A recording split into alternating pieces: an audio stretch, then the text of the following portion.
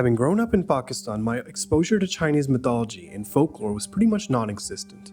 Then, when it came to go to college, I got accepted to my dream school in Shanghai and was instantly hit by culture shock. Here was a whole new culture I had never experienced before, and it was overwhelming at times. But one of the moments that have always lived with me was this one time when my roommate's family invited me to their house, and overall, it's a fairly typical house. Except for this one little decoration, a little monkey statue sitting in the corner of their room. A gold-armored, staff-wielding, badass-looking monkey.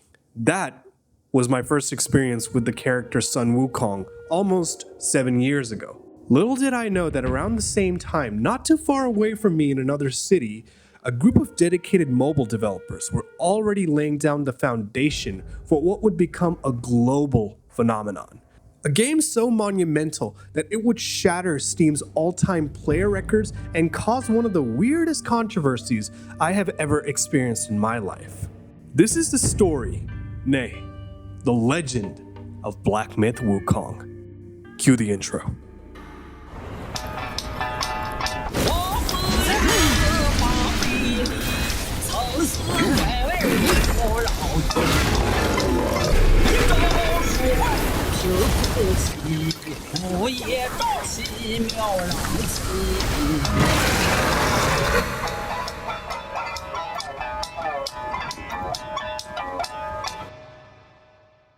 Before we can discuss the game, we have to talk about the studio behind it, Game Science, based out of Guangzhou, China. They had already had prior success with their MMORPG Red Tides, and with the backing of gaming conglomerate Tencent, they got started working on the groundwork for what would be the most ambitious game to have ever come out of China. Also, quick tangent, but I gotta say this.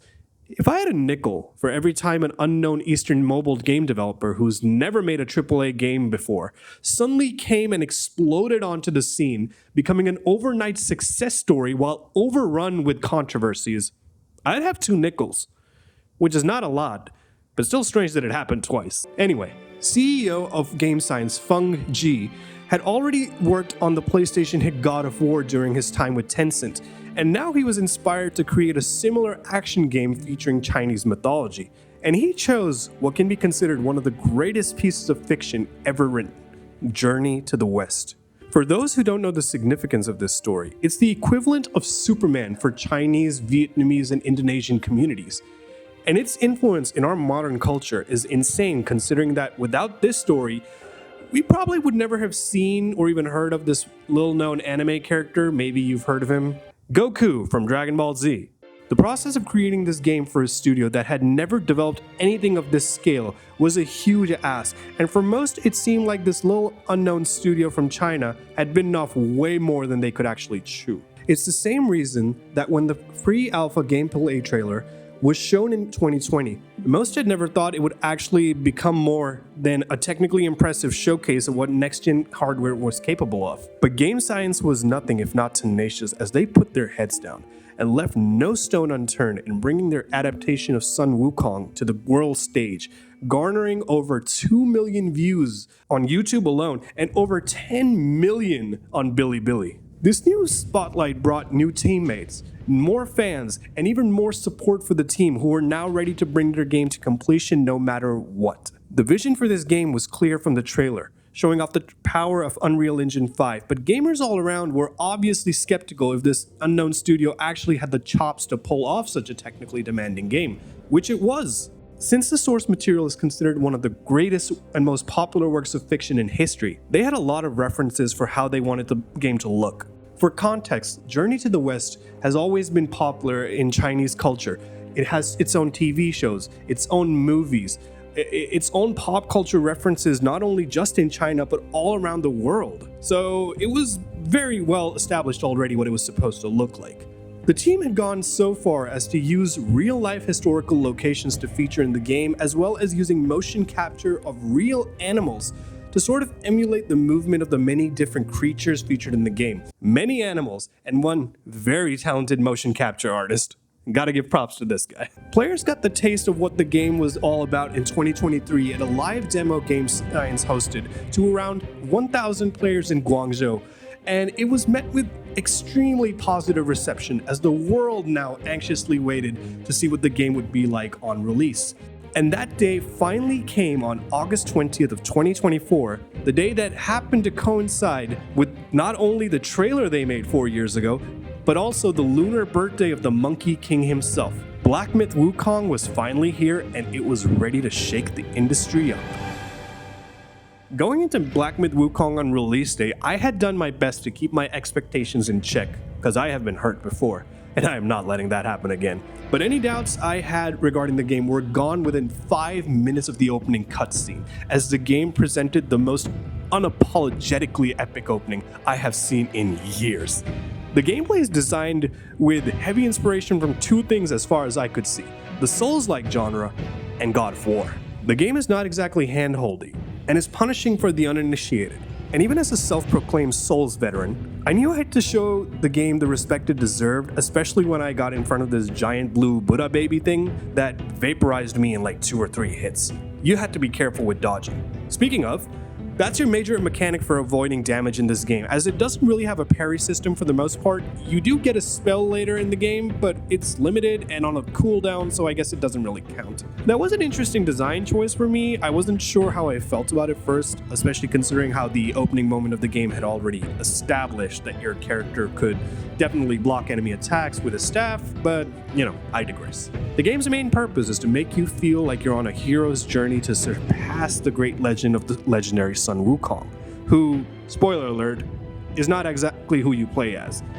Which was a little weird considering how epically he was introduced and then he just dipped just as fast. But once the game gets going, you get to see one of the strongest points of this game, and that is its fast-paced combat. Fluid attacks building up to a stagger-inducing heavy attacks, dodging through the combos of bosses, of which there are a crazy 81 available in the game. The bosses are without a doubt the highlight of the combat and the entire game, and the way they're presented is unique and the art direction is nothing to scoff at.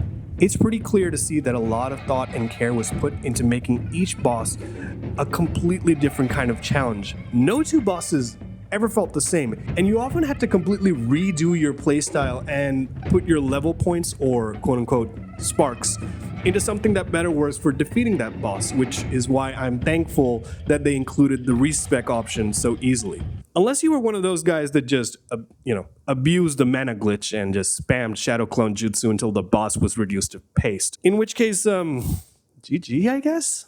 And while the melee system is super impressive already, you also get a varied arsenal of spells to use to your advantage, including being able to freeze your opponent in place, the aforementioned Shadow Clones for full-on gang-style beatdown, or utilizing one of the many transformations that you could change into, including this fucking guy.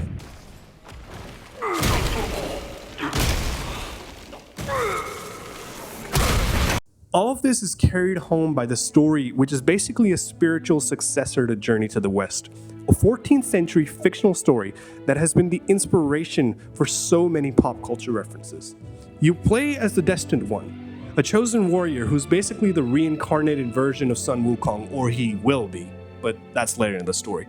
Your goal in the game is to collect 6 of his relics in an attempt to bring the Monkey King back to life. Overall, the game does borrow a lot of elements from the Souls-like genre, including the healing management, buffs, challenging difficulty, and an emphasis on boss fight. But it also retains a lot of individuality for the way it approaches fights, because I can't think of another game where the bow staff is put on display this much. And the bosses, for the most part, feel demanding, but really fair. It's not going to be a situation where they're throwing an impossible-to-dodge combo at you, while still being difficult enough that you actually have to learn the moveset to actually stand a chance to win.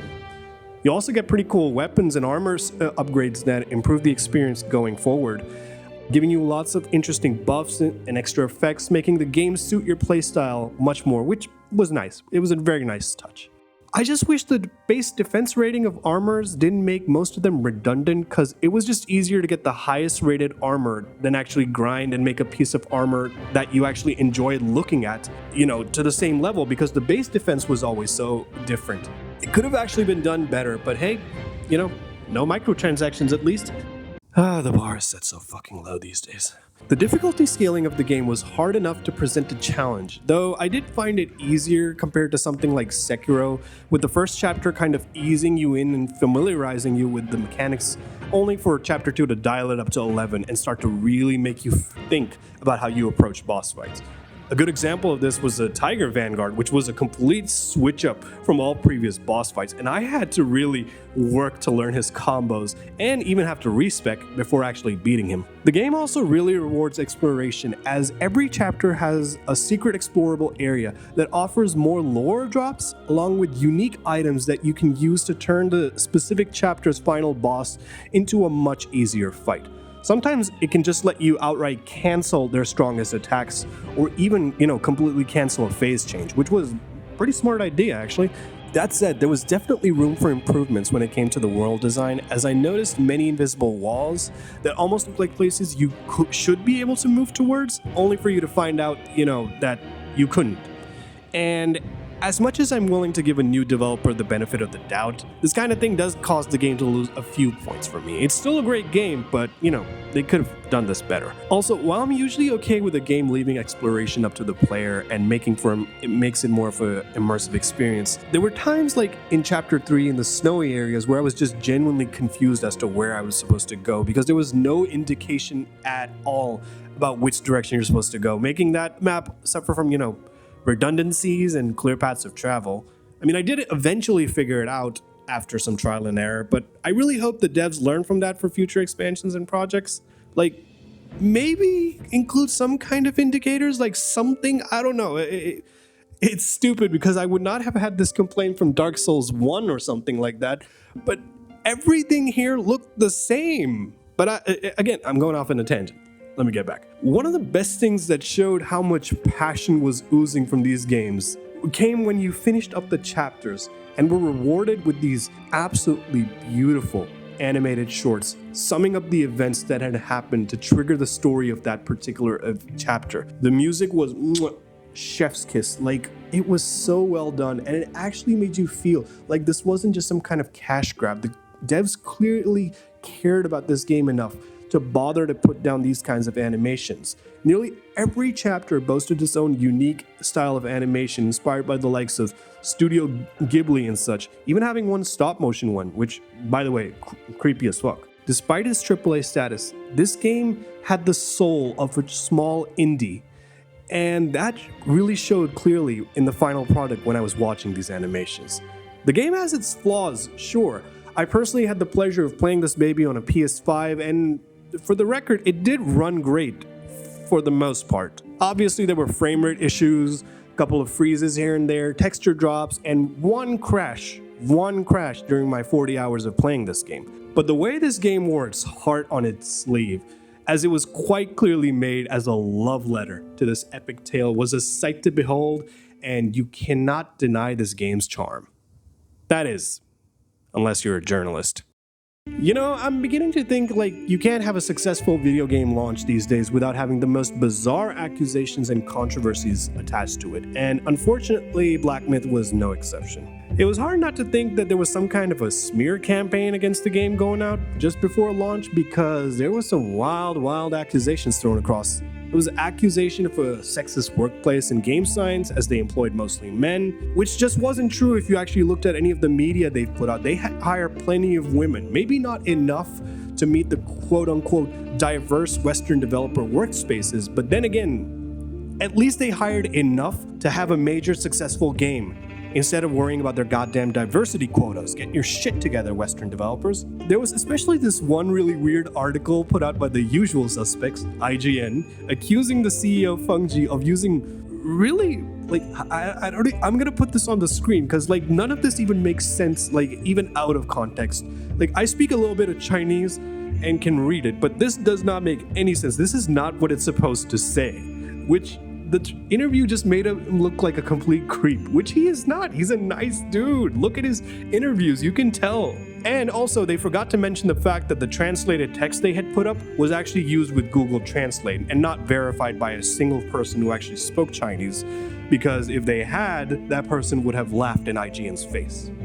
So not only did they try and smear a man's reputation, they didn't even bother to apologize for it, really showing the true integrity of Western journalism ethics these days. Then they went after the game itself, claiming that the game had basically no female characters and was very male-oriented, which I couldn't help but laugh because the game journalists who had said that had clearly not made it past chapter 2, because they would realize of all the true humanoid characters in the game, the majority of them were in fact women. They'd know this if they'd gone past chapter 2. All these articles and tweets really just made me think, like, considering the attacks that were being thrown at this game, how is it going to actually sell? And the answer, satisfyingly, was almost immediately answered as Black Myth Wukong dominated sales, selling over 10 million copies across all platforms in 3 days and breaking the all-time concurrent player record for a single-player game the day of its release. A lot of its success was attributed to its popularity in China, which is true, it was very popular in China, but its latest numbers also showed that the game was really well received in the US and across the world, as those current numbers will continue to grow over time as the game gains more and more popularity once it goes on sale, whenever that happens. In simple terms, the Monkey King dominated, blew past all expectations when it came to sales performance, to the point that the developers Game Science have already announced plans to work on an expansion, though no final date has been confirmed as of the time of this recording. Black Myth Wukong's meteoric rise to popularity has been amazing to experience, and made me hopeful for the future of single-player games, as there's been this trend of more and more developers trying to feed us these half-baked live service games, completely lacking any kind of soul. And then by comparison, you have this game which obviously has its flaws, but shattered expectations. It got to the top of Steam charts when Western developers could barely break 1,000 with their latest love child of a game, which failed spectacularly. I won't be covering that, obviously, if this is about Black Myth, but still. The game had all the instant makings of a classic. Its legendary source material, its amazing fast-paced gameplay, its beautiful world design. This game is a love letter to a timeless legend, translated beautifully into a modern-day gaming experience. Black Myth is a bold, ambitious step forward, not just for Game Science, but for Eastern developers as a whole. And I, for one, am really excited to see where they go from here. But now I want to hear your thoughts on the game. Have you played it? Do you plan on? Are you waiting on sale? What do you think about the game if you have played it? I really want to know from you guys, so share your comments below. And if you enjoyed the video, don't forget to leave a like. And as always, thank you so much for watching. This has been Usman Dope, and I'll catch you on the next one. Peace out.